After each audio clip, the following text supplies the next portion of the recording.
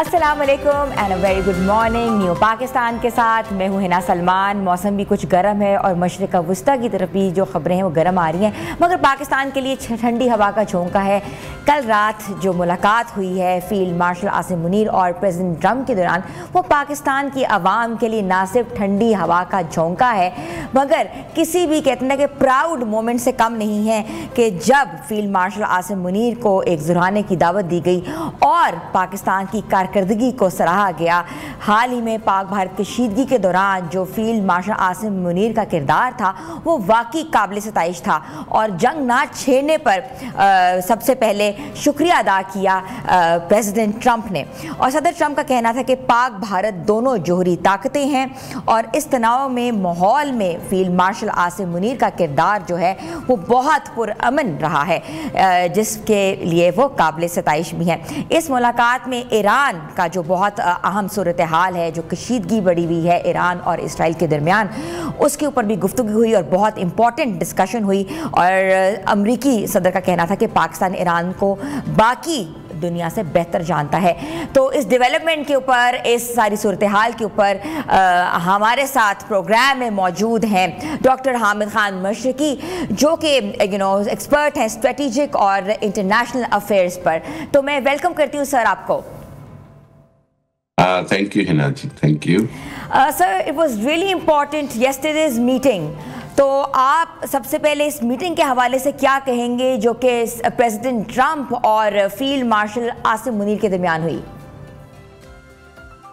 जी हिना, बहुत अहम मीटिंग थी और सबसे अहम बात यह है कि इसकी जो टाइमिंग है वो बड़ी सिग्निफिकेंट है और इस सिग्निफिकेंट टाइमिंग की वजह से पूरी दुनिया की एक तरह से इस मीटिंग के ऊपर भी नजरें थी कि इसके अंदर क्या गुफ्तगू होती है और क्या मामला तय होते हैं। और एक अहम बात जो समझ आई और नजर आ रही है वो ये कि बिलाशुबा प्रेसिडेंट ट्रंप पाकिस्तान के किरदार को ना सिर्फ जानते हैं, सराहते हैं, बल्कि उनको अंदाजा है कि आइंदा आने वाले दिनों में भी पाकिस्तान खित्ते में इस कशीदगी को कम करने में, मामलात को हल करने में बहुत अहम किरदार अदा कर सकता है। उनका ये कहना कि ईरान जो है वो पाकिस्तान जो है वो ईरान को बहुत बेहतर जानता है और बल्कि दुनिया के बहुत सारे मुल्कों से बेहतर जानता है, इस बात का एतराफ़ है कि जिस तरह माजी में भी पाकिस्तान ने 2-3 मौके में, आपको याद होगा कि ईरान और अमेरिका की जंग बहुत करीब थी और उस वक्त भी पाकिस्तान ने डिप्लोमेसी के जरिए उसको जंग के खतरात को खत्म किया। फिर सऊदी अरब और ईरान के तनाज़े को पाकिस्तान ने उसको खत्म किया और उनके दरमियान जंग होने से बचाई। और आज भी सूरत हाल यही है कि पाकिस्तान ये समझता है कि जंग को मजीद फैलने से रोकना बहुत जरूरी है, क्योंकि अगर जंग मजीद फैलती है, अमेरिका उसमें इन्वॉल्व होता है, फिर चाइना और रशिया अगर खुदा न खास्ता इन्वॉल्व हो जाते हैं तो ये आलमी जंग की सूरत इख्तियार कर सकती है। खित्ते में पाकिस्तान का जो रोल है उसको बहुत सराहा जाएगा अगर पाकिस्तान इसमें कामयाब होता है रोकने में। तो बिल्कुल ऐसे कि पाकिस्तान ने खित्ते में जंग रोकने के लिए कैसा इंपॉर्टेंट कैरेक्टर दे सकता है, डिप्लोमेटिक रिलेशंस के हिसाब से या अपनी सरहदों के हिसाब से या अपनी बेसिस के हिसाब से? What would be the Pakistan policy?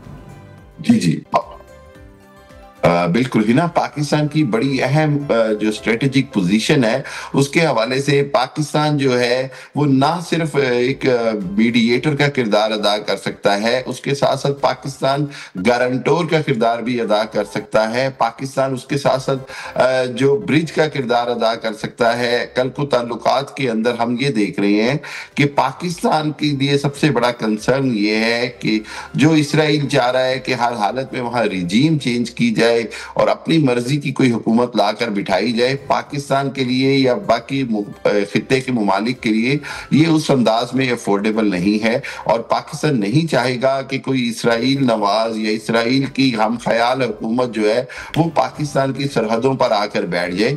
इस हवाले से जनरल आसिम मुनीर के किरदार को जिस तरह सराहा गया है, जिस तरह फील्ड मार्शल की जो जंगी हिकमत अमली है उसको उन्होंने प्रेसिडेंट ट्रंप ने सराहा, तो मेरे میرا خیال یہ کہ اسی چیز کا ایکسپیرینس جو ہے اس سے دنیا فائدہ اٹھانے کی کوشش کرے گی، اور پاکستان آج ایک بار پھر خطے میں انتہائی اہم ملک کے طور پر سامنے آ رہا ہے، اور ماضی کی نسبت اب پاکستان کی اہمیت دن بدن بڑھتی جا رہی ہے، اور اس کے مقابلے میں اب انڈیا جو ہے وہ اس میں اکیلا ہوتا جا رہا ہے اپنی ہندوتوا اور اپنی جنونی پالیسیز کی وجہ سے۔ آج مودی کو میں سمجھتا ہوں بڑی منہ کی کھانی پڑی ہے اس ساری صورتحال کے اندر۔ بالکل ایسے ہی ڈاکٹر صاحب، Pakistan has a very strong position. Wall Street Journal کی رپورٹ کے مطابق جو ہے پریزیڈنٹ ٹرمپ جو ہے ایران پر حملے کی منظوری دے چکے ہیں۔ How important it is? جی یہ بڑی بدقسمتی ہے، اور وہی ہوا جس کا سب سے زیادہ ڈر ہے کہ جو اسرائیلی وزیر اعظم نیتن یاہو ہیں، انہوں نے بالآخر گھسیٹ لیا ہے امریکہ کو اس جنگ میں، جو کہ میں سمجھتا ہوں کہ بڑی خطرناک صورتحال ہو سکتی ہے۔ دیکھیے بات یہ ہے کہ بار بار میں یہ بات کہہ رہا ہوں کہ امریکہ کا اس جنگ کے بیچ میں شامل ہونا وہ ایران کو پوری طرح سے ریزن فراہم کرے گا، وجہ فراہم کرے گا کہ وہ خطے کے اندر امریکی اڈے، امریکی جو شپس ہیں اور امریکی جو مفادات ہیں ان کے اوپر اٹیک کرے، اور اس کے نتیجے میں پھر امریکہ کی طرف سے جو حملے ہوں گے اس کے بعد جنگ کے پھیلنے کے بہت چانسز ہیں، اور اس ساری صورتحال کے ذمہ دار سب سے زیادہ اسرائیلی وزیر اعظم نیتن یاہو ہیں، جنہوں نے اس جنگ کا آغاز کیا جبکہ بڑا واضح طور پر تھا کہ نہ تو ایران نے کوئی جوہری بم تیار کیا، نہ ایران نے کوئی ایسا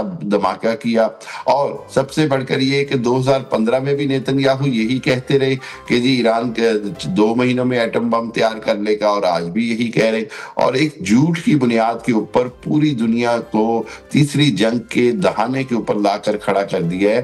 اور ابھی بھی میں سمجھتا ہوں کہ سلامتی کونسل کا اجلاس ہے جمعے کو، اس میں دیکھنا ہوگا کہ شاید کوئی راستہ نکل آئے۔ یورپین وزرائے خارجہ کوشش کر رہے ہیں، جرمنی، فرانس اور اٹلی کے اور یو کے وزیر خارجہ مل کے کوشش کر رہے ہیں کہ کسی نہ کسی طرح کوئی امن کا راستہ نکل آئے۔ ایران مذاکرات کو تیار ہے، ایران نے درخواست کی ہے سلامتی کونسل کے اجلاس کی بھی، اس میں چین اور پاکستان اور روس نے اس اجلاس کو کروانے میں اہم کردار ادا کیا ہے۔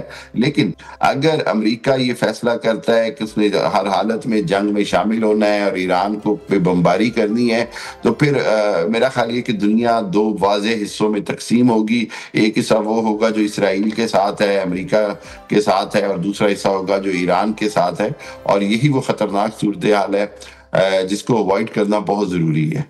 ڈاکٹر صاحب، پریزیڈنٹ ٹرمپ کی ٹویٹ بھی آئی تھی، ایرانیوں سے درخواست کی گئی تھی کہ وہ تہران کو خالی کر دیں، اور اس کے ساتھ کیا امریکہ جو ہے وہ ایران کے جوہری پلانٹ پر حملے کرنے کی منصوبہ بندی کر رہا ہے؟ جی یہی سب سے اہم بات ہے کہ ایران سے جو اسرائیل کام لینا چاہ رہا ہے وہ یہ کہ جی جو ایران کے جوہری پلانٹ ہیں جو خصوصی طور پر بہت گہرائی میں ہیں زیر زمین، ان کے اوپر B-52 بمبار طیاروں سے یا خاص جو کلسٹر بمز ہیں ان سے بمباری کروا کے بنکرز کے جو بلاسٹ کرتے ہیں، جس کی صلاحیت اسرائیل کے پاس نہیں ہے۔ وہ امریکہ کی اس صلاحیت سے فائدہ اٹھانا چاہتے ہیں، لیکن ان کو اندازہ نہیں کہ اس کے کتنے زیادہ اثرات ہوں گے، اور دنیا پوری اس کے اوپر پریشان ہے کہ اگر کوئی ایسا ایٹمی جو اثاثہ ہے وہ تباہ ہوتا ہے جس کے نتیجے میں کوئی تابکاری ہوتی ہے تو ہزاروں لاکھوں جانوں کا خطرہ ہے جانے کا، تو یہ بڑا ایک پریشان کن صورتحال ہے۔ اگین خود میرا خیال ہے کہ صدر ٹرمپ کو بڑا ہی سوچ سمجھ کے فیصلہ کرنا چاہیے، اور وہی بات میں بار بار کہہ رہا ہوں کہ نیتن یاہو کے جال میں جس طرح پھنستے جا رہے ہیں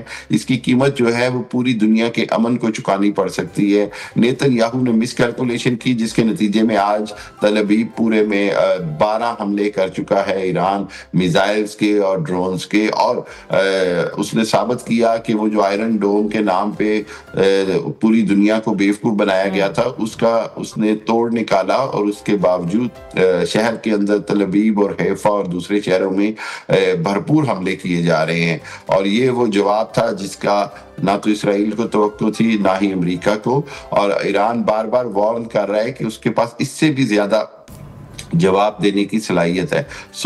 اگر جنگ کو بڑھایا گیا تو ایسے نہیں کہ ایران اتنی جلدی ہار مان جائے گا یا سرنڈر کر جائے گا. میں بار بار کہتا ہوں کہ صدر ٹرمپ جو ہیں یا اسرائیل جو ہے وہ ڈرا دھمکا کر ایران کو سرنڈر نہیں کروا سکتے.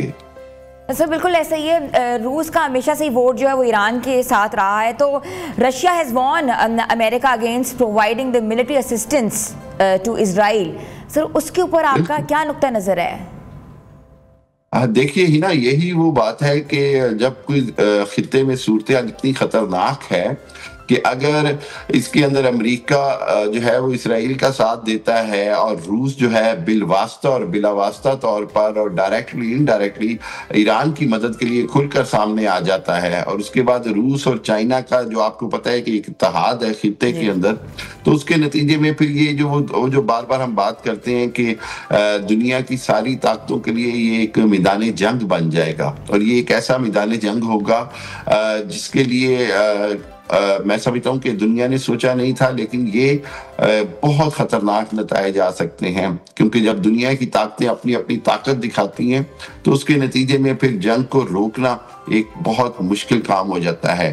ہم نے دیکھا کہ دوسری عالمی جنگ بھی اسی طرح چھڑی، ایک چھوٹے سے مسئلے سے بات بڑھتے بڑھتے پوری دنیا کو اپنی لپیٹ میں لے لیا. تو آج بھی صورتحال ایسی ہی ہے کہ آج ایران اپنا حق دفاع استعمال کر رہا ہے، لیکن اسرائیلی جارحیت، نیتن یاہو کا پاگل پن اور جو زائنسٹ آئیڈیالوجی کا گریٹر اسرائیل کا پلان ہے، وہ دنیا کو عالمی جنگ کے دہانے پہ لے آیا ہے. بالکل ایسی ڈاکٹر صاحب ہمیشہ سے کہا گیا ہے کہ جنگیں جو اپنی مس انفارمیشن سے چھڑی گئی ہیں، تو یہ مس انفارمیشن جو ہے وہ سامنے آ رہی ہے کہ ترکی کے خلاف بھی ایک عجیب سی خبر سامنے آئی ہے کہ اسرائیلی مسافر طیارے جو ہیں ترکی میں پارک کیے گئے ہیں. آپ اس خبر کی تصدیق کرتے ہیں؟ نہیں، میرا نہیں خیال ایسی کوئی خبر میں صداقت ہے، بلکہ یہ وہی آپ نے جس طرح کہا کہ یہ مس انفارمیشن اور ڈس انفارمیشن ہے، اور یہ پلاننگ کے ساتھ اس طرح کی خبریں پھیلائی جاتی ہیں تاکہ کنفیوژن پھیلے مسلمان ممالک کے درمیان. اگر کوئی انسانی بنیادوں کے اوپر اگر کوئی ایک آدھ واقعہ ہوا بھی ہے تو وہ شاید کوئی ایمرجنسی کا ہو، لیکن ترکی کی حکومت کی طرف سے اس پہ اوپر کوئی بھی واضح طور پر انہوں نے کہا کہ اس طرح کا کوئی اقدام نہیں ہوا. یہ وہ ڈس انفارمیشن ہے جس سے مس انڈرسٹینڈنگ کریٹ کرنے کی کوشش کی جاتی ہے. بالکل ڈاکٹر صاحب ایسا ہی ہے. وارفیئر از ناٹ مین ہم لوگ بالکل وارفیئر کے فیور میں نہیں ہیں، لیکن اگر امریکہ اور ایران کے درمیان جو ہے وہ جنگ چھڑی جاتی ہے تو پاکستان کو کن بڑے چیلنجز کا سامنا کرنا پڑے گا؟ That's very important to know. دیکھیے نا، سب سے بڑا چیلنج تو یہ کہ پاکستان کی اکنامیکل سچویشن جو میں سمجھتا ہوں کہ بڑی نازک ہوتی ہے، اس کے اندر جو ہے ایک آئل کے حوالے سے بہت بڑے کرائسس آ جائیں گے، پھر اس کے بعد معیشت کے ایکسپورٹس کے حوالے سے پاکستان کے لیے بہت زیادہ جو کرائسس ہے وہ اکنامیکل کرائسس ہے. اور دوسری بات یہ کہ خطے کے اندر اگر کوئی بڑی جنگ چھڑتی ہے تو اس کے وہ پاکستان کے بارڈرز کے ساتھ آتی ہے. ایران اور پاکستان 900 کلومیٹر کا بارڈر شیئر کرتے ہیں.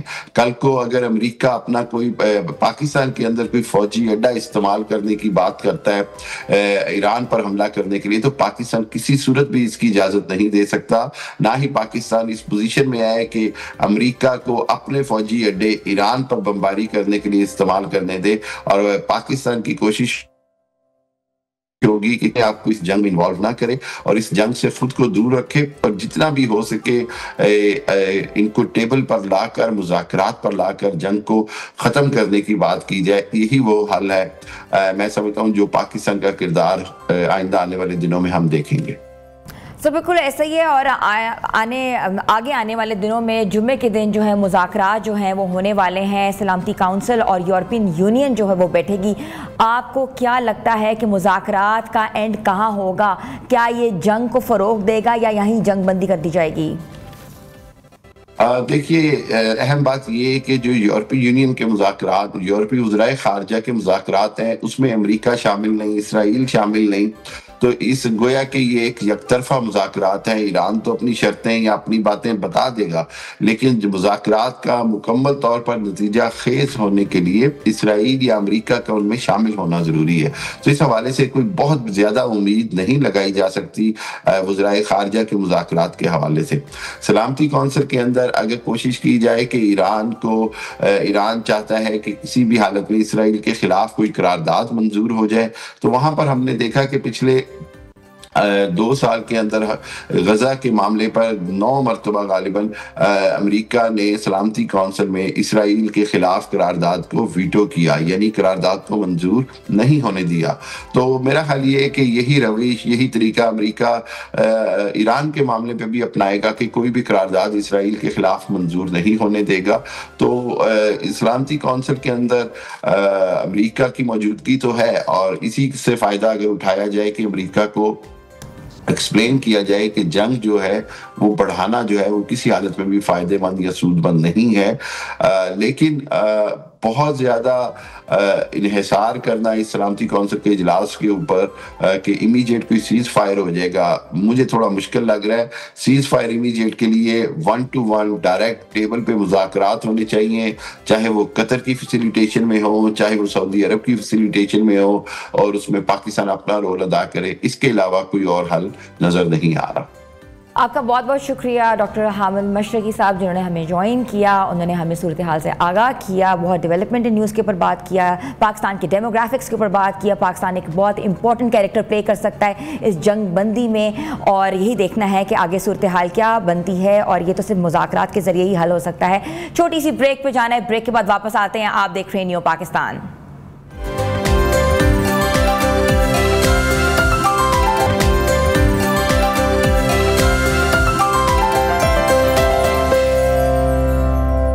نیو پاکستان میں آپ کو ایک بار پھر سے خوش آمدید کہتے ہیں. ویوز، ماں اور بچے کا رشتہ ایک ایسا ہے جس کا کوئی نیم البدل نہیں ہے، اور اگر وہ بچہ کھو جائے یا گم جائے یا کسی وجہ سے ماں کو نظر نہ آئے تو کہتے ہیں نا کہ پورا خاندان اجڑ جاتا ہے.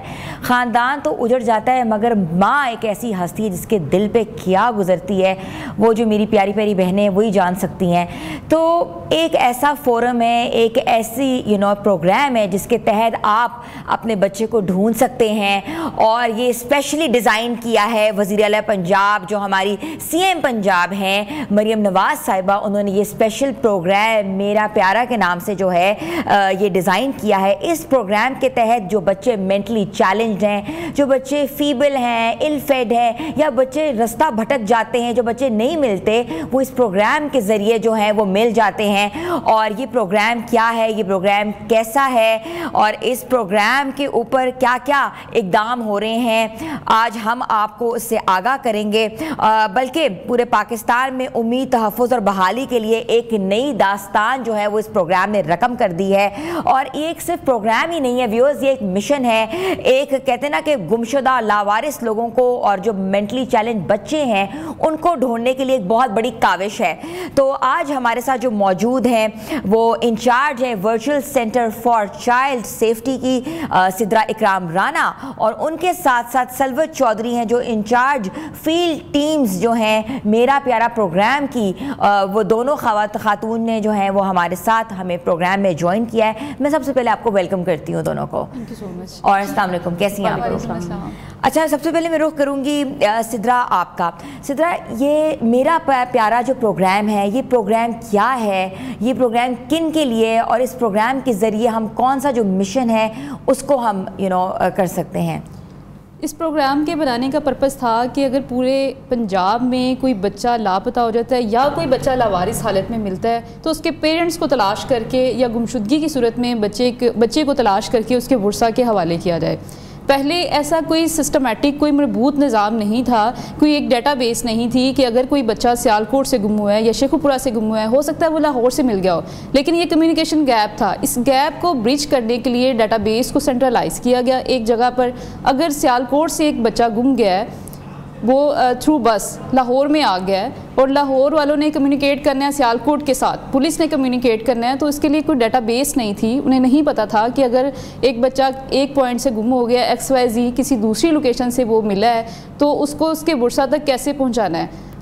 ملنے کی کال بھی ہے ہمارے پاس 15 پہ اور اس کے گمنے کی کال بھی ہے. تو اس ڈیٹا بیس کو سینٹرلائز کیا, اس کے پیچھے ایک AI سسٹم جو ہے وہ جنریٹ کر دیا کہ اگر علی سیالکوٹ سے گم ہوا ہے اور اگر وہ کسی اور لوکیشن سے ملا ہے اور علی کے سسٹم میں کال ہے, تو سسٹم نے AI بیس پہ آٹومیٹیکلی ڈیٹا کو میچ کر کے ہمارے سسٹم میں الرٹ جنریٹ کر دینا ہے کہ یہ دونوں بچے سیم ہیں, تاکہ ڈیٹا کی بیس پہ میچنگ کر کے بچوں کو زیادہ تر ان کی فیملی سے ری یونائٹ کروایا جائے. اور اس پروگرام کو انیگریٹ کروایا تھا میڈم مریم نواز نے 26 جولائی 2024 کو. اس کو بھی 1 سال ہونے والا ہے. اب تک ہم نے اتنے بچوں کو اس سسٹم کے تھرو جو ہے وہ ری یونائٹ کروایا. Very well. اور اس کے بعد سلوت آپ کا میں رخ کروں گی, یہ مجھے بتائیں کہ اب تک جو ہے اس پروجیکٹ سے کتنے بچے جو ہیں, جتنے گمشدہ بچے جو ہیں وہ اپنے والدین کے پاس واپس جا چکے ہیں؟ میڈم ایسا ہے کہ مس سدرا نے جیسا آپ کو بریف کیا ہے کہ AI کے تھرو ہم لوگ سب سے پہلے انیشلی ہم لوگ وہاں سے بچے کو ڈھونڈتے ہیں.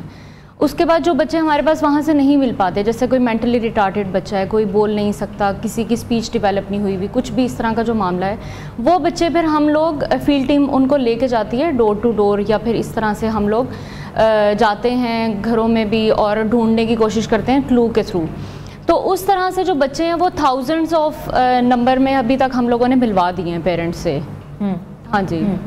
اچھا, تو یہ سننے میں آ رہا ہے کہ یہ جو پروجیکٹ ہے میرا پیارا, یہ پنجاب سے لے کے جا رہے ہیں دوسرے صوبوں میں بھی. تو یہ پروجیکٹ جو یہ پنجاب گورنمنٹ ہی ہیڈ کرے گی کہ اس میں صوبائی حکومت جو ہے وہ بھی اپنا کردار ادا کرے گی؟ بالکل. ابھی اس پروجیکٹ کو ہم اس کی نیڈز کی بیس پہ, ریکویسٹ کی بیس پہ, پبلک کی بیس پہ پبلک سروس ہم کر رہے ہیں. ٹھیک ہے, ان کی ریکویسٹ پہ اگر کوئی بچہ کراچی سے, کوئٹہ سے, بلوچستان سے کوئی بچہ جو ہے وہ بھاگ کے یہاں پہ آ جاتا ہے یا تھرو ٹرین وہ آ جاتا ہے, تو اس بچے کو اس کی فیملی سے کیسے ری یونائٹ کروایا جائے. تو CM پنجاب نے اس کا دائرہ کار ایکسٹینڈ کر کے اس کو نیشنل لیول پہ virtual centre for child safety کو ایکسٹینڈ کیا ہے. اس کا بنانے کا پرپز بھی یہی تھا کہ اگر پورے پاکستان میں کوئی بچہ ایک لوکیشن سے اگر لاپتہ ہو جاتا ہے تو اس کی کوئکلی ودن 24 آور FIR تھانوں میں رجسٹر ہو, اس کے بعد اس بچے کی ٹریسنگ پہ کام ہو. ہماری فیلڈ ٹیم بھی کام کرے اور ہماری میرا پیارا کی ٹیم بھی اس پہ کام کرے تاکہ بچے ری یونائٹ ہو سکے اپنی فیملی کے ساتھ. اچھا سلوت, مجھے بتائیے گا کہ آپ فیلڈ ٹیم سے تعلق رکھتی ہیں, ورچوئل جو سینٹرز ہیں آپ کے, اس کا اصل کام کیا ہے؟ آپ نے کہا کہ AI کے ذریعے جو ہے ہم لوگ بچہ جو ہے تلاش کر لیتے ہیں, تو وہ کیا ٹیکنالوجی ہے, کیسے ٹیکنالوجی آپ لوگ یوز کر رہے ہیں اور کیسے آپ اس کو ایک مربوط سسٹم بنا رہے ہیں؟ اچھا, ایسا ہے کہ جو virtual centre for child safety جس کو مس سدرا بیسکلی دیکھ رہی ہیں, اس ڈپارٹمنٹ میں ہم لوگ کیا کرتے ہیں کہ ہم لوگوں نے بچے کی ایک فوٹو ڈالی, مطلب ہمارے پاس ایک سسٹم ہے AI جنریٹڈ, ہم نے ادھر بچے کی فوٹو ڈالی. اگر اس کا کوئی لاسٹ کا کیس گزشتہ سمجھیں 2 مہینے پہلے ہمارے پاس رپورٹ ہوا تھا, اور وہ بچہ ابھی مجھے چائلڈ پروٹیکشن بیورو میں نے دیکھا, یا اس کو میں نے ED سینٹر میں دیکھا, میں نے اس کی جسٹ فوٹو انٹر کرنی ہے, وہ اسکین کر کے مجھے بتا دے گا کہ یہ فلاں ڈیٹ پہ فلاں جگہ سے یہ بچہ ہمیں گمشدگی کی اطلاع فلاں جگہ فلاں سٹی سے آئی ہوئی ہے. تو ہم لوگ وہاں کی لوکل پولیس سے رابطہ کرتے ہیں کہ اس کے پیرنٹس وغیرہ کا نمبر وغیرہ ہم لوگ لیتے ہیں, اور پھر تھرو پراپر چینل ہم لوگ ان کو ری یونائٹ کرواتے ہیں. اور فیلڈ ٹیم میں ہم لوگ, جیسے اگر میں ED سینٹر گئی ہوں, یہ آل اوور دا پنجاب کام چل رہا ہے, صرف لاہور کی بات نہیں میں کری. اگر میں نے ملتان میں چائلڈ پروٹیکشن بیورو میں ایک بچہ دیکھا ہے جو کہ کراچی سے یہاں پر ٹرین کے تھرو, جیسے کہ مس سدرا نے بتایا کہ بچے ہمارے پاس آ جاتے ہیں, 10 سال کے بچے ہوتے ہیں جو ٹرین پہ بیٹھ کے آ جاتے ہیں, ان کو پتہ ہی نہیں چلتا, یا کسی بس پہ بیٹھ کے کسی اور سٹی سے آئے ہوئے ہوتے ہیں. ان کے لیے پھر ہمارے پاس ایٹ لیسٹ وہ ہمیں کچھ نہ کچھ کلو دیتے ہیں, کوئی وہاں کی مشہور کھانے کی چیز بتا دیتے ہیں, کچھ بتا دیتے ہیں جس سے ہمیں پتہ چل جاتا ہے, فوراً سے کلک ہو جاتا ہے کہ یہ بچہ شاید وہاں سے بلانگ کرتا ہو. پھر ہم وہاں کی پولیس کو بھی لوپ میں لے کر اور ادھر سے بھی چیک کرتے ہیں ان کی کوئی گمشدگی کی اطلاع تو نہیں ہوئی ہوئی, پھر ان کا جتنا بھی ریکارڈ ہوتا ہے وہ چیک کرواتے ہیں, اور ہم دوسرے صوبہ سے بھی کوآرڈینیٹ کرتے ہوئے بچوں کو ہینڈ اوور کروایا ہے ہم نے. سدرا, خواتین کے لیے کیا آپ کے پاس حکمت عملی ہے؟ جو بچیاں گم جاتی ہیں, خواتین تحفظ محافظ سینٹرز تو بنا دیے گئے ہوئے ہیں, پنجاب حکومت نے بنائے ہوئے, اور پولیس بہت کام کر رہی ہے اس پہ, مگر جو بچیاں گم جاتی ہیں ان کی کیسے کیسز رپورٹ ہوتے ہیں؟ کیونکہ بچیوں کا گمنا سب سے مشکل ہے, اور اس کے بعد ان کا ملنا بھی بہت مشکل ایک مراحل ہے. بالکل, خواتین کے لیے ورچوئل وومن پولیس اسٹیشن ہمارے آفس میں بنایا گیا PSCA میں, جس کو مریم نواز نے ہی انیگریٹ کیا تھا, اور ان کا وہ ڈریم پروجیکٹ ہے کہ خواتین کو اگر ہراساں کیا جاتا ہے, یا خواتین کے ساتھ کوئی ڈومیسٹک وائلنس ہوتا ہے, یا خواتین کسی معاملے میں کڈنیپ ہوتی ہے, اگر تو وہ انڈر 18 ہے تو اس کیسز کو ہم ڈیل کرتے ہیں چائلڈ سیفٹی والے, اور اگر 18+ ہے تو ورچوئل ویمن پولیس اسٹیشن ہے ہمارے آفس میں, وہ لوگ ڈیل کرتے ہیں.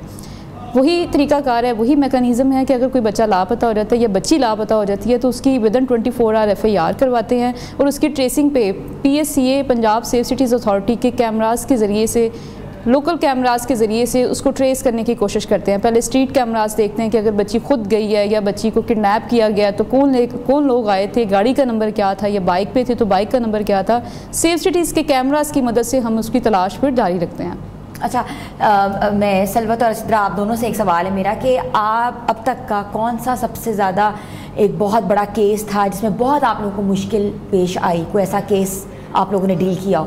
ہمارے پاس ایسے ہزاروں کیسز ہیں, ایسے چھوٹے چھوٹے بچے ہیں جو 2 سال کی عمر کے ہیں, 3 سال کی عمر کے ہیں, جو تھرو ٹرین اور ڈیفرنٹ جو ہیں وجوہات کی بنیاد پہ ہمیں لاوارث حالت میں ملتے ہیں.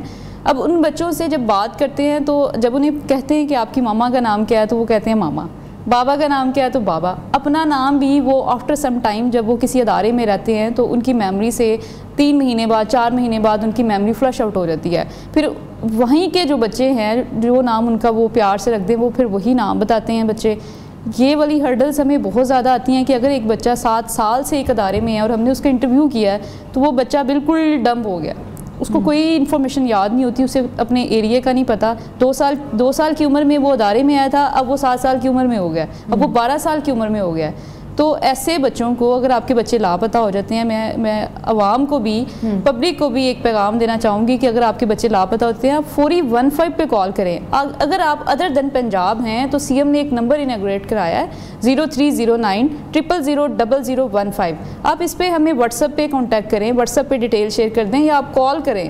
15 تو بدن پنجاب ہی کالز انٹرٹین کر سکتا ہے, لیکن آپ واٹس ایپ کے تھرو ہمیں اپنی کیوریز رپورٹ کروا سکتے ہیں کہ پورے پاکستان سے اگر کوئی بچہ ایسا, کوئی چھوٹا بچہ یا بڑا بچہ انڈر 18 کوئی لاپتہ ہو جاتا ہے تو آپ ایٹ لیسٹ اس کی گمشدگی کی رپورٹ ضرور کریں.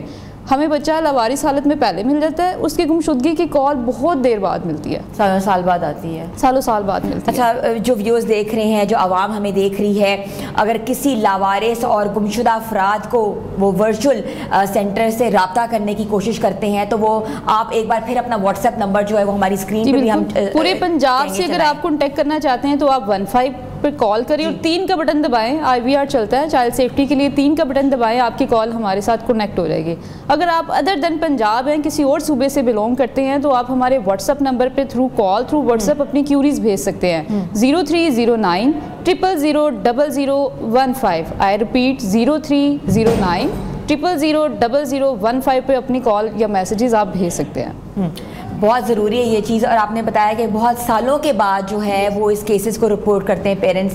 تو کیا وجہ ہے کہ جو کیس ہے وہ رپورٹ نہیں کیا جاتا, FIR نہیں کٹوائی جاتی, گمشدگی اطلاع نہیں جاتی, یا اخباروں میں جیسے پہلے ہوتا تھا اخباروں میں تو پراپر ایک تصویر دی جاتی تھی, تلاش گمشدہ کا ایک پراپر ایک سیکشن ہوتا تھا. اب کیا وجہ ہے کہ یہ چیزیں نہیں ہو رہی؟ لوگوں میں اویئرنیس نہیں ہے, لوگ رپورٹ ہی نہیں کرتے. ابھی جتنے بھی بچے ہم فیملیز کو ری یونائٹ کرواتے ہیں آفٹر بیونڈ دا, جس کو کہتے ہیں جاب جا کے, بیونڈ دا ڈیوٹی جا کے ان کو ٹریول کرتے ہیں, سڑکوں پہ جا کے جو فیملیز ڈھونڈ رہے ہوتے ہیں, لوگوں سے پوچھ رہے ہوتے ہیں. ابھی باہر کا ٹمپریچر آپ دیکھیں, باہر 1 منٹ کھڑے ہونا بہت مشکل ہے, لیکن بچہ جس جگہ سے ہمیں ملتا ہے ہم اس جگہ اس کو لازمی لے کے جاتے ہیں کہ آپ یہاں کیسے آئے تھے. بچہ اگر کوئی کلو بتاتا ہے تو میڈم کی ٹیم ان کو ساتھ لے کے جاتی ہے اور اتنی گرمی میں ورثہ کو تلاش کیا جاتا ہے. اور جب میرا پیارا کا ٹائم بہت کم ہے, میں چاہتی ہوں زیادہ سے زیادہ سوال کر سکوں. میرا پیارا کا ویژن کیا ہے, بس جلدی سے بتائیں تاکہ. میرا پیارا کا ویژن ابھی یہ ہے کہ اگر پورے پاکستان میں کسی کا بچہ بھی گم جاتا ہے یا کسی کو لاوارث حالت میں کوئی بچہ یا بزرگ ملتا ہے تو فوری 15 پہ کال کر کے 3 کا بٹن دبا کے ہمیں اطلاع. بالکل, بہت بہت شکریہ سلوت چودھری صاحبہ آپ کا اور سدرا آپ کا پروگرام میں آنے کا اور بہت زبردست قسم کی چیزوں کا آگاہ کرنے کا. چھوٹی سی بریک لیتے ہیں, بریک کے بعد واپس آتے ہیں. آپ دیکھ رہے ہیں نیو پاکستان.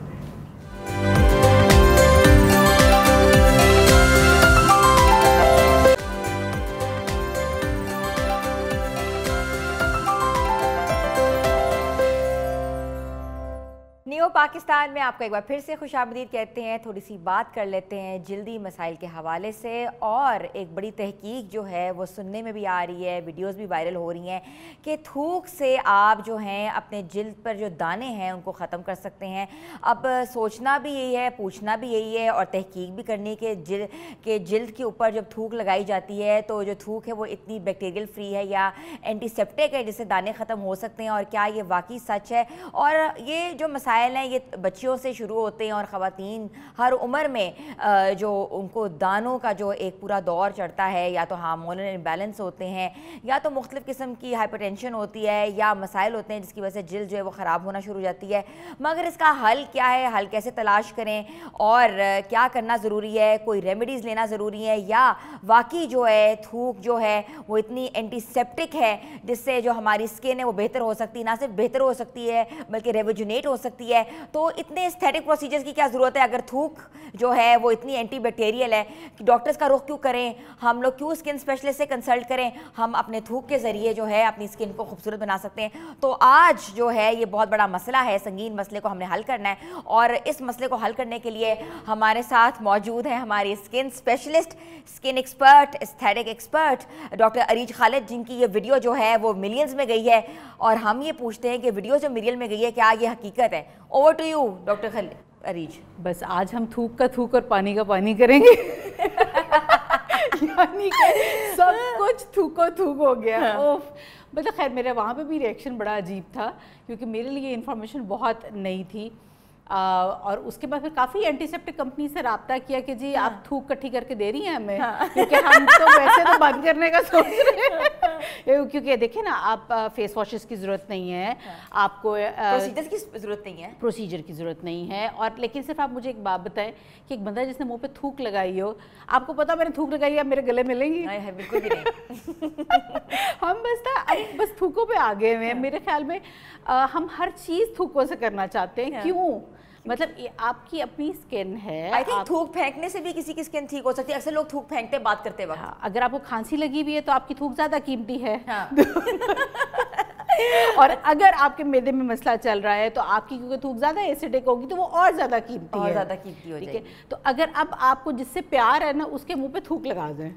پہلے ہمیں جس پہ غصہ ہوتا تھا نا ہم اس کو تھوک لگاتے تھے, اب ہمیں جس پہ پیار ہے نا آپ نے اس کو تھوک لگا دینی ہے. لٹرلی ڈاکٹر عریج, میں واقعی ایک دم سے جب میں نے ویڈیو بھی دیکھی نا میں حیران ہوگی. میں نے کہا doctor عریج can say such things. میں نے نہیں وہ کہا تھا, انہوں نے کہا تھا میرے ایکسپریشنز پہ انہوں نے کیمرہ ڈالا ہی نہیں. I was like آپ نے کہا تھا کہ میں پروسیجر میں تھوک لگا کے ایک پروسیجر کرتی ہوں. نہیں بالکل نہیں, قسم سے نہیں.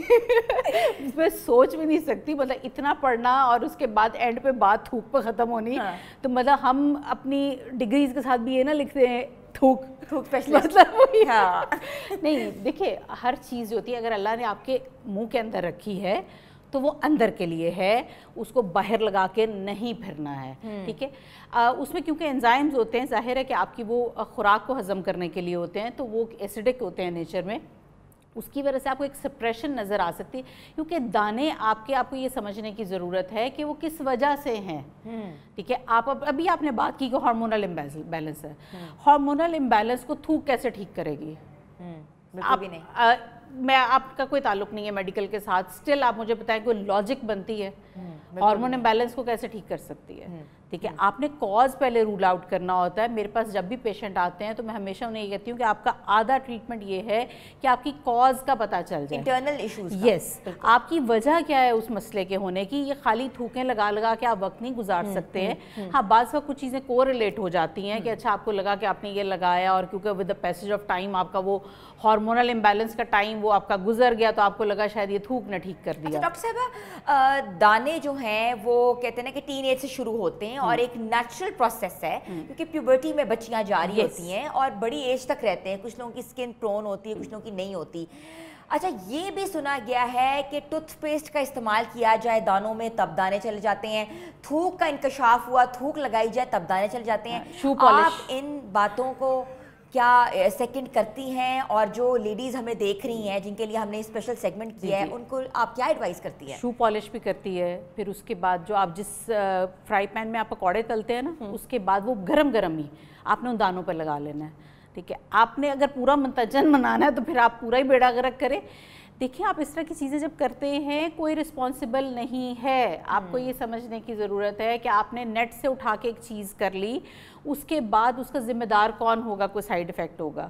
ٹھیک ہے, آپ کیونکہ ایک بندے نے ویوز لینے ہیں, وہ کچھ بھی وہاں پر رکھ دے گا, کوئی کریڈیبلٹی نہیں ہے. میں وہاں پر کچھ بھی ڈال دوں کوئی مجھے نہیں روک سکتا.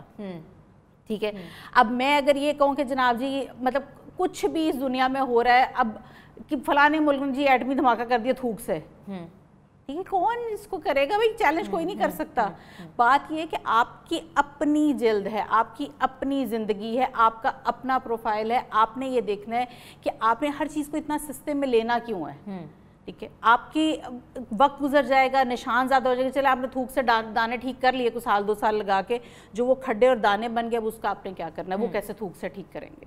تو اس طرح کے شارٹ کٹس پہ جانا نہیں چاہیے, میں بالکل ریکمینڈ نہیں کرتی ہوں. دیکھیں اگر ڈاکٹر کی اسٹڈیز, یا ایون میں نے اس کے بعد اس پہ سائنٹیفک اسٹڈیز نکالنے کی کوشش کی, کیونکہ جب یہ بات ہوئی تو میرے لیے تو یہ بڑی عجیب سی بات تھی, لیکن اس کے بعد ظاہر ہے ہمیں یہ ہوتا ہے کہ لوگ پوچھتے ہیں, یہ آپ نے اگر بات پوچھی ہے تو ہمارے پاس آنے والے ہر تقریباً پیشنٹ جس کو ایکنی کا ایشو تھا اس نے پوچھی. آپ شو میں بیٹھی ہوئی ہیں, آپ کی کریڈیبلٹی ہے وہ بھی افیکٹ ہو سکتی ہے, اور ویورز کو ایجوکیٹ کرنے کی ضرورت ہے. تو اس میں یہ کہ ہم اس طرح کی بات نہیں کر سکتے ہیں, تو اس میں پھر میں نے ڈیفینیٹلی بہت زیادہ ریسرچ کی, لیکن ابھی تک کوئی ایک بھی سائنٹیفک اسٹڈی موجود نہیں ہے.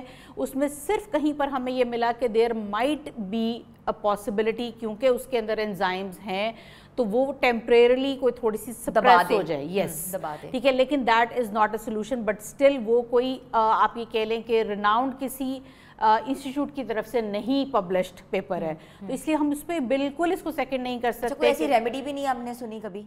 میں نے تو نہیں سنی ہے, پتہ نہیں میرے بزرگوں کا شاید تھوکوں کے ساتھ تعلق نہیں رہا, مطلب آئی ڈونٹ نو, مطلب میں نے نہیں کبھی سنی کہ مطلب تھوکوں کے ساتھ اب یہ, مطلب میرے لیے تو دس از ریئلی ڈسکسٹنگ, مطلب میں تو مطلب سوچ بھی نہیں سکتی, اور پھر اس کے بعد آپ لوگوں سے مل رہے ہو.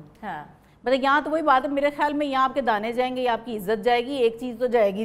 ہاں بالکل ایسا ہی ہے. ڈاکٹر صاحبہ ویسے اگر ہم بات کریں آن اے پروفیشنل گراؤنڈ, تو ایکنی پرون اسکن کو کیسے ٹریٹ کرنا چاہیے, خاص طور پہ آپ کو پتہ ہی کہ ہم نے اسپیشلی یہ سیگمنٹ ڈیزائن کیا ہے اسکن کے حوالے سے, اسکن کی ٹریٹمنٹ کے حوالے سے. اچھا, اگر آپ دیکھیں اس کی کمپیریزن میں جا رہے ہیں کہ جب آپ چاہتے ہیں کہ آپ نے خود سے کچھ ٹرائی کرنا ہے, تو benzoyl peroxide is a very good option, ٹھیک ہے, آن دا کاؤنٹر اویلیبل ہے, کسی بھی آپ کمپنی کے نام سے لے سکتے ہیں, بنزائل پر آکسائڈ, ٹھیک ہے. یہ آپ کے وہاں پر جتنی بھی ایکنی ہے اس کو سپریس کر سکتی ہے, لیکن پھر وہی بات ہے کہ آپ کی کاز کو رول آؤٹ کرنا بہت ضروری ہے. آپ کے ہارمونز کی وجہ سے ہے, آپ کی بیسکلی اسٹریس کی وجہ سے ہے, آپ کی ڈائٹ کی وجہ سے ہے. ہم اسپیشلی آج بات کر رہے تھے کہ جو تھوک کے ذریعے جو کہ انکشاف ہوا ہے کہ دانے جو ہیں وہ بالکل چلے جاتے ہیں اسکن سے, تو وہ اس بات کو نگیٹ کرتی ہیں یا ایکسیپٹ کرتی ہیں؟ بس ہم اس بات پہ نا تھوک ہی پھینک دیتے ہیں. بالکل ایسا ہی ہے, کیونکہ یہ اس کا اس سے اچھا اور کوئی جواب نہیں ہو سکتا. بالکل کوئی تھوک شوک کی طرف نہیں جانا, وہ بس اب کو آپ کی دشمنی کسی سے ہے تو اس کو اس مشورے پہ لگا دے, لیکن میں بالکل ریکمینڈ نہیں کرتی. آپ کو ڈیفینیٹلی ڈاکٹر کے پاس جانا ہے, آپ نے انڈر لائن جو بھی کازز ہیں ان کو رول آؤٹ کروانا ہے, جو آپ کی وجہ ہے, کیونکہ آپ کے دانہ جتنے زیادہ عرصے رہیں گے وہ اتنے زیادہ نشان چھوڑ کے جائیں گے. اور اب آج کل وہ دور نہیں, پہلے جو ٹائم تھا نا اس میں لوگوں کو صرف یہ ہوتا ہے کہ اچھا دانے چلے جائیں, یا کسی حد تک ایکسیپٹیبل بھی ہوتا تھا کہ لوگ کہتے تھے اچھا جی یہ جوانی کے ہیں, یہ پیوبرٹی کے ہیں, یہ نکلیں گے اور یہ اپنے وقت پہ چلے جائیں گے. لیکن اب مسئلہ یہ ہے کہ چھوٹے سے چھوٹے بچے بھی ہمارے پاس جس وقت آتے ہیں تو وہ اتنے زیادہ کانشیس ہوتے ہیں اور اتنی زیادہ وہ آپس میں اویئرنیس ہو گئی ہے بچوں میں کہ وہ ایک دوسرے کو ان چیزوں پہ بلی کر رہے ہوتے ہیں. تو آج کا بچہ وقت نہیں وہ گزار سکتا جو آپ اس وقت میں بچیاں گزار لیا کرتی تھیں. آج کل لڑکے لڑکیاں دونوں ایکولی اویئرڈ ہیں. پلس یہ کہ اس میں آپ نے ظاہر ہے کہ ارد گرد کے کلاس فیلوز کے ساتھ پھرنا ہے, اور وہ اس چیز کو میں نے یہ دیکھا ہے کہ بڑے تو پھر کوئی چیزیں چھوڑ دیتے ہیں, بچے تو کسی کی ایک دوسرے کی اتنی سی چیز بھی نہیں چھوڑتے ہیں, بلیڈ ہوتے ہیں. ہاں مطلب اتنے چھوٹے چھوٹے بچے آ کے مائیں ہمیں کہہ رہی ہوتی ہیں کہ جیسے یہ اس کا کمپلیکشن. کل رات کو مطلب مجھے میرے پاس ایک ماں آئی اور وہ اس کا بیٹا وہ بتائی تھی کہ 3 سال کا ہے, اور وہ مجھے کہہ رہی ہے دیکھیں جی اس کا چہرہ جو ہے نا وہ سفید ہے, باقی وہ نیچے سے کالا ہو گیا. تو اس کے جو وہ اسکول ابھی جانا شروع ہوا ہے, وہ اس کے پلے گروپ تھا, تو اس کو نا اس کے دوست کہہ رہے تھے کہ تمہاری نیک بہت بلیک ہے. میں وہی سوچوں, میں نے کہا یار اس عمر میں تو ہمیں ہوش نہیں ہوتی کہ اپنا منہ صاف کرنے کی, کہ مطلب وہ 3 سال کا بچہ دوسرے کو بتا رہا ہے کہ جی تمہاری گردن کالی ہے. مطلب کالی اور سفید کا کیا مطلب؟ اتنے بچوں میں آپ نے ذہن اس طرح سے کر دیے ہوئے ہیں. کچھ حد تک آپ یہ کہہ لیں کہ سوشل میڈیا کا فائدے تو ظاہر ہیں, لیکن نقصانات بھی یہ آپ کو فیس کرنے پڑیں گے. تو اس لیے آپ نے ہر چیز کے پیچھے نہیں لگ جانا. آپ ریکمینڈ کر رہی تھیں کہ جن کی ایکنی ہے ان کو اسکن پہ کیا لگانا چاہیے, کون سی روٹین جو ہے وہ کیری آن کرنی چاہیے, تھوڑا سا کلینزنگ بہت امپورٹنٹ ہے, بہت زیادہ امپورٹنٹ ہے. اچھا اگر آپ نہیں میڈیکیٹڈ چیزوں کی طرف جا رہے تو کچھ ایسی چیزیں میں آپ کو بتا دیتی ہوں کہ جو کرنی سیف ہیں, جس میں ٹی ٹری آئل ہے, ٹھیک ہے, اس کا کوئی نقصان نہیں ہے کیونکہ وہ بھی آپ کے ڈرائی کرتا ہے. تو آپ رات کو صرف, لیکن آپ جب ٹی ٹری آئل لگائیں تو پورے چہرے پہ نہیں لگائیں گے, آپ صرف اور صرف دانوں کے اوپر لگائیں گے, اسپاٹس پہ لگائیں گے, یس, جہاں پر آپ کے نکلے ہوئے. اسی طرح بنزائل پر آکسائڈ کو بھی آپ ایسے ہی لگائیں گے, آپ پورے چہرے پہ نہیں لگائیں گے کیونکہ یہ عام طور پہ یہ اسکن کو ڈرائی کر رہے ہوتے ہیں, تو آپ کی پوری جلد ڈرائی ہو جائے گی, جو کہ ڈیفینیٹلی ایک اچھی آپشن نہیں ہے. اس کے علاوہ آپ نے موئسچرائز کرنا ہی کرنا ہے. آپ کو لگ رہا ہوتا ہے کہ کیونکہ میری اسکن بہت زیادہ آئلی ہے تو اس کی وجہ سے دانے آ رہے ہیں, لیکن سٹل آپ واٹر بیسڈ موئسچرائزر استعمال کریں گے. سن بلاک آپ کا مسٹ ہے. سن بلاک آپ کا اس موسم کے اندر آپ کی اسکن ظاہر ہے کہ آئلی ہو رہی ہوتی ہے تو سیبم کنٹرول پہ آ جائیں گے. آپ نے سن بلاک کی صرف اور صرف جو کوالٹی وہ چینج کر دینی ہے کہ پہلے آپ آئل بیسڈ لگا رہے تھے, اس وقت جو آپ لگائیں گے وہ سیبم کنٹرول لگائیں گے, لیکن یہ چیزیں مسٹ ہیں. اس کے علاوہ جو سیرمز آپ لگا سکتے ہیں وہ نائسینامائڈ ہے, اور ریٹینولز بہت چھوٹی بچیاں شروع کر رہی ہیں. میں بہت سختی سے منع کروں گی کہ 25 سے نیچے کی بچیاں ریٹینول استعمال نہ کریں. اچھا, ہاں ٹھیک ہے, وہ بہت اوور ڈرائی کرتی ہے اسکن کو. ٹھیک ہے, ریٹینول کی وجہ سے بھی برسٹ آؤٹس ہوتے ہیں, اس کی وجہ سے بھی ایکنی نکل سکتی ہے. آپ یہ جو متنجن بنا کے کہ جی میں یہ 7 سٹیپس کی کیئر اور یہ فلانی چیز, میں ہمیشہ یہ ریکمینڈ کرتی ہوں آپ نے اپنی اسکن کے حساب سے چلنا ہے. آپ نے دوسرے کا منہ لال دیکھ کے اپنا منہ نہیں لال کرنا تھپڑ مار کے, تو یہ بے وقوفی ہیں. تو آپ نے اپنے حساب سے, نائسینامائڈ سیف ہے, آپ وہ استعمال کر سکتے ہیں. ہائلورونک ایسڈ بہت زیادہ سیف ہے. ہائلورونک ایسڈ کو جب بھی لگائیں ڈیمپ اسکن پہ لگائیں, کبھی ڈرائی اسکن پہ لگانے کا کوئی فائدہ نہیں ہے, بالکل کوئی فائدہ نہیں ہے. ٹھیک ہے. اور اس کے علاوہ جو آپ چیز کر سکتے ہیں, اگر آپ ریٹینول جو 25 سے اوپر کی خواتین ہیں وہ لگا رہی ہیں, اس کے بعد موئسچرائز کرنا مسٹ ہے. جب بھی سٹارٹ کریں گے ٹوائس اے ویک سے سٹارٹ کریں گے, پھر تھرائس اے ویک پہ آئیں گے, اور فائنلی آفٹر اے منتھ پھر آپ اس کو ڈیلی پہ لا سکتے ہیں اگر آپ کی اسکن سینسٹیو نہیں ہوتی تو. وائٹامن سی دن میں نہیں لگائیں گے, وائٹامن سی جب بھی لگائیں گے رات کو لگائیں گے. آپ کو یہ انگریزوں کی جب آپ دیکھتے ہیں نا ریلز, انہوں نے نہ دن کے وقت چولہوں کے آگے منہ دینا ہوتا ہے, ٹھیک ہے, اور نہ انہوں نے سن بلاک کے بغیر دنیا کا کوئی کام کرنا ہوتا ہے. ہم نے وائٹامن سی لگا کے یا جی وہ ہم ٹوٹ کے لگا کے, ہمارے پاس لٹرلی خواتین آتی ہیں کہ جی ہمیں کسی نے کہا تھا کہ جی لیمو لگائیں دہی میں ملا کے, تو ہم نے لگا کے اس وقت ہم چولہے کے آگے چلے گئے تو جی یہ برن ہوا ہوا ہے. اور جو یہ برنز ہوتے ہیں ان کو ہم کیمیکل برنز کہتے ہیں, یہ ٹھیک نہیں ہوتے. ارید صاحبہ, پچھلے دنوں ہم نے دیکھی بھی ایک ہی دن پہلے ویڈیو وائرل ہوئی تھی اسما عباس صاحبہ کی. انہوں نے اپنے جو ہے نا فریکلز وہ ریموو کروائے, اور اس کے بعد انہوں نے کوئی ماسک لگایا جس سے ان کی پوری اسکن برن ہو گئی, اور بڑی پریشان کن حالت میں انہوں نے ویڈیو بنائی. انہوں نے کہا دیکھو میرے ساتھ ہوا کیا ہے. تو انہوں نے کسی کی نشاندہی نہیں کی. کیا اگر آپ فریکلز ریموو کراتے ہیں, پروسیجر کراتے ہیں, اس کے بعد آپ کوئی گریسی ماسک لگا لیتے ہیں, تو اس سے کیا امپیکٹ ہوگا آپ کے فیس پر پلیز؟ بیسکلی وہ کیونکہ لیزر کے تھرو ریموو کیے گئے تھے, وہ لیزر سے برن کر کے اتارے جاتے ہیں. ٹھیک ہے, جب آپ کے یہ ڈارک سپاٹس ہوتے ہیں جس میں مولز ہو گئے, آپ کے سن سپاٹس ہو گئے, یا آپ کے ٹیگز ہو گئے, یا اس طرح یہ فریکلز تھے, ان کو آپ لیزر سے برن کر کے اتار رہے ہوتے ہیں. اب جب آپ نے لیزر برن کیا ہوا, اس کا مطلب نیچے پراپر برن ہے. اب آپ کوئی بھی اوپر چیز لگا رہے ہیں, آپ کو ماسک جو آپ نے لگایا اب اس کے اندر کیا تھا, وہ کوئی چیز ایسی تھی جو کہ اسکن کے لیے ایریٹنٹ تھی, اور آپ کی کیونکہ اسکن اوپر سے ابریزو ہے, اوپر سے لیئر اتری ہوئی ہے, تو وہ ریئیکٹ کر گئی. ٹھیک ہے, آپ نے جب کوئی بھی پروسیجر کروایا تو آپ نے سکون کرنا ہوتا ہے. ٹھیک ہے, آپ نے صرف ریپیئر کا ایک نیچرل ٹائم بھی دینا ہوتا ہے. یہ نہیں ہوتا کہ آپ نے اب جس وقت ہم ایون میں پلین PRP کر رہی ہوتی ہوں تو میں پیشنٹ کو ہمیشہ یہی کہتی ہوں کہ 2 دن کے لیے آپ صرف سادے پانی سے منہ دھوئیں, فیس واش کیمیکل بیسڈ چیزیں لگانا بند کر دیں. ٹھیک ہے, اس کو لیٹ اٹ ہیل. آپ نے کچھ اپنی اسکن کو بھی وقت دینا ہوتا ہے کہ وہ خود اپنے سے بھی ہیل ہو, تو اس کے اوپر آپ نے چیزیں نہیں لگانی ہوتی. خاص طور پہ جب آپ نے پروسیجر کیا ہے, تو مجھے نہیں پتا کہ اب انہوں نے خود لگایا تھا یا ان کو ریکمینڈ کیا گیا. اگر ریکمینڈ کیا گیا تو اس کرنے والا بہت بڑا بے وقوف ہے, اس کو پھر کچھ آئیڈیا نہیں ہے اسکن سائنسز کا, بالکل بھی نہیں ہے. اور اگر انہوں نے خود سے لگایا ہے تو پھر یہ غلطی کبھی بھی نہیں کرنی چاہیے کہ آپ کسی, یہی چیز میں سمجھا رہی ہوں کہ دیکھیں اگر آپ کسی کی ریکمنڈیشن کے بغیر کرتے ہیں دین nobody will be responsible. Pakistan کی فیمس ایکٹریس اسما عباس کو ایک ایڈوائس دی ہے ڈاکٹر عریج نے, ویری ویل سیڈ ڈاکٹر عریج صاحبہ. جو آپ کی اسکن ہے, ایکنی اسکن ہے, اسکن پرونز ہیں آپ کی ڈل اسکن ہے, اس کے لیے آپ کے پاس کون کون سے پروسیجر پروسیجرز ہیں جو کہ لوگ کرا سکتے ہیں, تھوڑا سا اس کے بارے میں بھی گائڈ کرتے ہیں. سب سے زیادہ اسکن بوسٹرز بہت زیادہ ہائپ میں ہیں. اسکن بوسٹرز کا سب سے بڑا فائدہ یہی ہوتا ہے کہ وہ آپ کی اپنی اسکن کو ریجوینیٹ کرتے ہیں. مطلب اگر آپ آرٹیفیشیل چیزوں کی طرف نہیں جانا چاہ رہے ہیں تو یہ ایک بہت اچھی آپشن ہوتی ہے, جس میں آپ کا PDRNs ہے یا آپ کا کولیجن کو ملٹیپلائی کریں گے, آپ کی اسکن بہتر لگے گی, اس کا ٹیکسچر بہتر ہو جائے گا.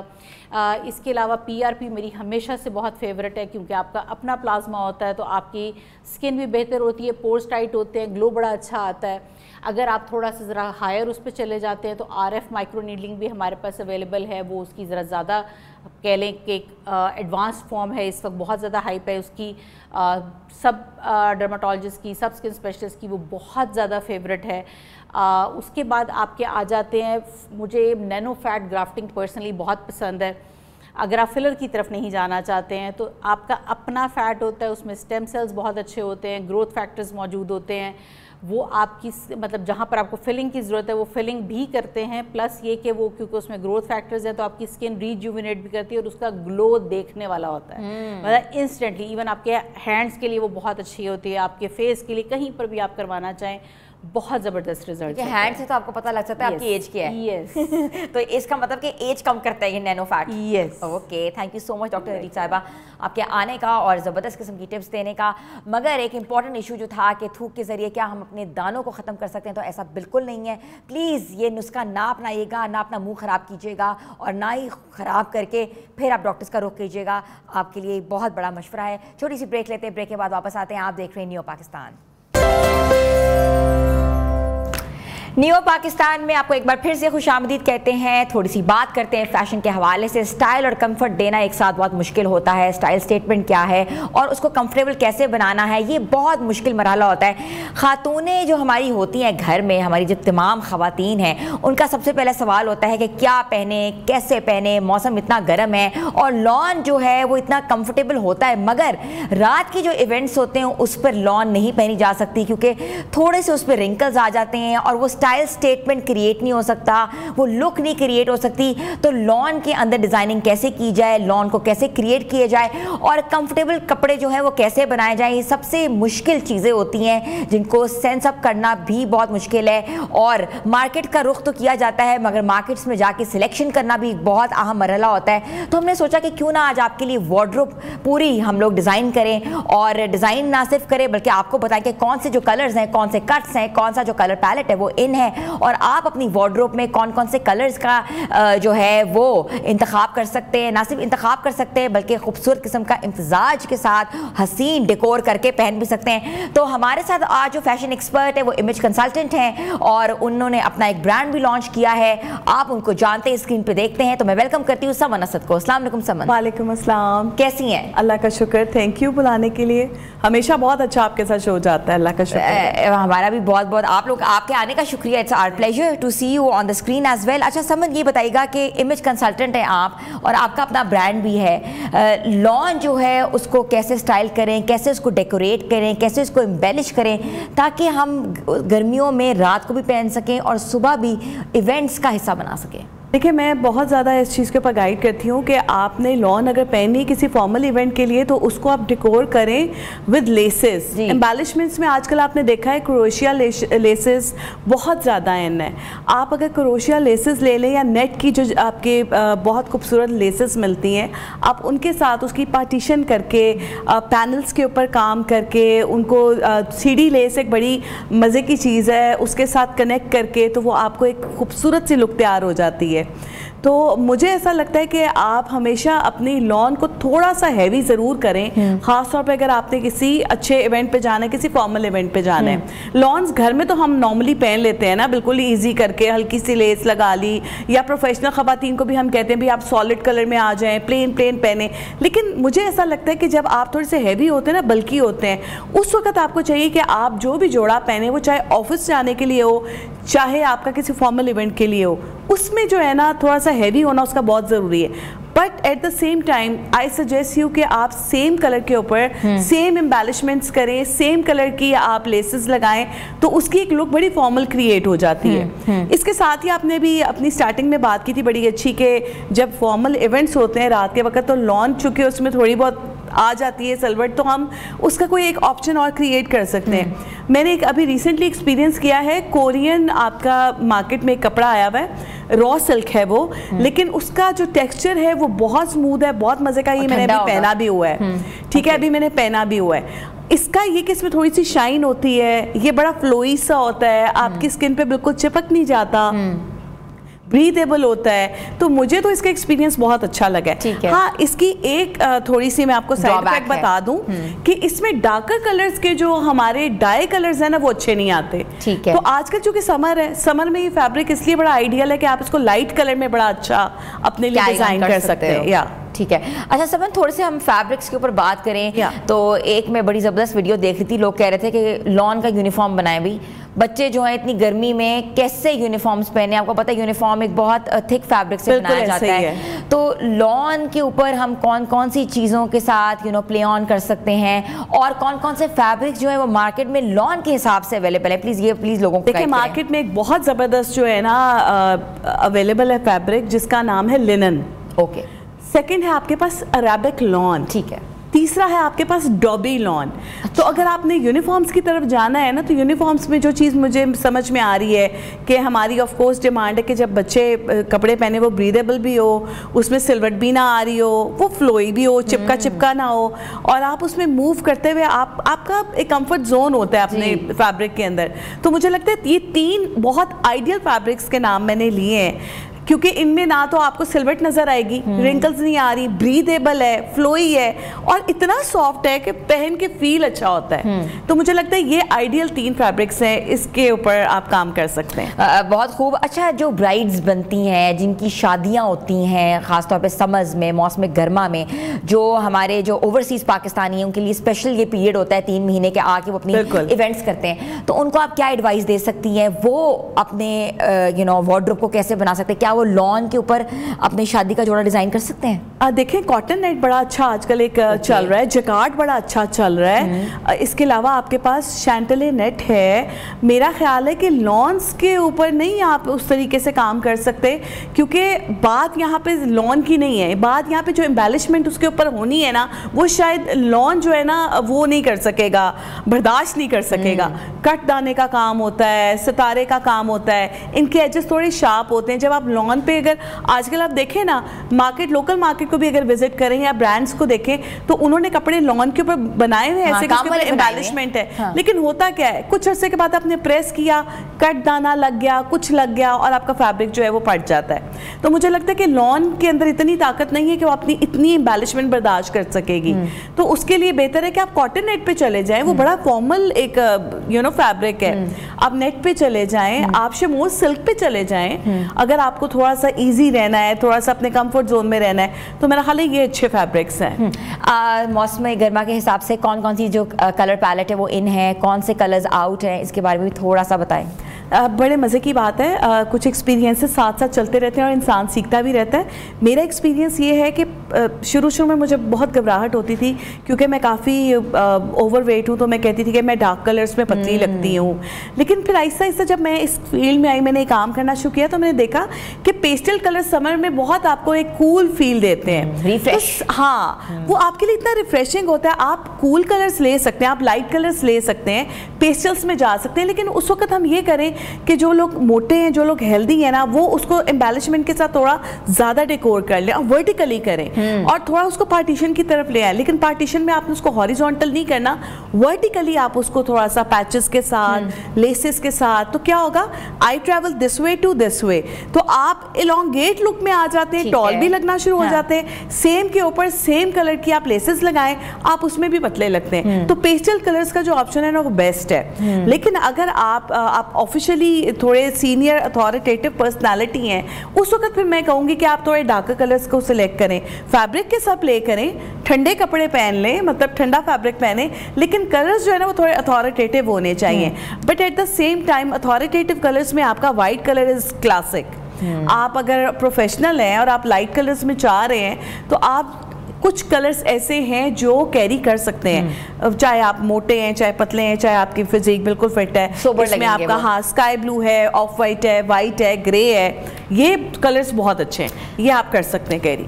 سمند آج کل سے ہم نے دیکھا ہے ڈفرینٹ ڈیزائنرز نے جو کلیکشنز نکالنی اس میں چھوٹی قمیضیں بہت ان ہیں، ساتھ بیل باٹمز بھی چل رہے ہیں، فرشی شلواروں کا جو کانسیپٹ ہے وہ بہت زیادہ ایک دم سے ٹرینڈ پکڑا ہے اس نے بھی، اور اس کے علاوہ فرشی کے بعد لوگ کہتے ہیں اب عرشی شلوار آ جائے گی، چھوٹی شلواریں.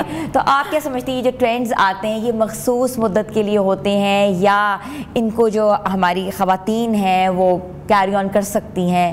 اچھا پتہ کیا بات ہے، یہاں پہ دو چیزیں ہیں. ایک تو آپ دیکھیں کہ ٹرینڈ تو آ گیا ہے، ٹھیک ہے، آپ وہ ٹرینڈ میں آپ فال کرتے ہیں کہ نہیں. ٹرینڈ کبھی بھی ایک ساتھ ایک چیز کا نہیں آتا، ہمیشہ 2-3 آپشنز آ رہی ہوتی ہیں.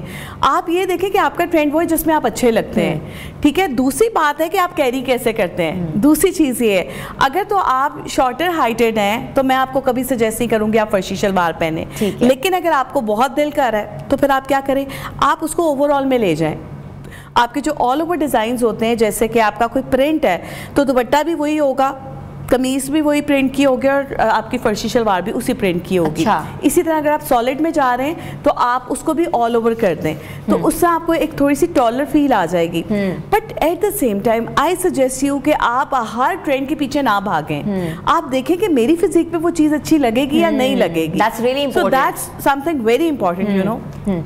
Thank you so much Saman آپ کے آنے کا، آپ کے you have given a great advice to all the women out there because you are an image consultant. تو ویورز موسم گرما جو ہوتا ہے اس کے ساتھ ساتھ اپنے جو ہوتے ہیں نا ڈفرینٹ قسم کے محرکات بھی ہوتے ہیں. سم ٹائمز کلرز نہیں اچھے لگ رہے ہوتے، سم ٹائمز اسٹائل نہیں اچھا لگ رہا ہوتا، مگر ہم نے آج آپ کو بتایا ہے کہ آپ نے اپنی وارڈروب کو کیسے سجانا ہے، کیسے اچھا دکھنا ہے، کیونکہ اچھا دکھنا ہر خاتون، ہر بچی، ہر خواتین کا حق ہے، اور یہ حق ہم آپ سے چھین نہیں سکتے. آپ کو ہمارا پروگرام کیسا لگا ضرور اپنی فیڈ بیک دیجیے گا. ہمارے سوشل پیجز پہ ضرور جائے گا، نیو پاکستان آفیشیل پہ جائے گا، اور آپ لوگوں نے جن سبجیکٹس کے اوپر انالیسس دیکھنا ہے، ایکسپرٹ اوپینین دیکھنا ہے، اس کے بارے میں ضرور بتائیے گا. ملیں گے اگلے پروگرام میں، تب تک کے لیے اللہ حافظ.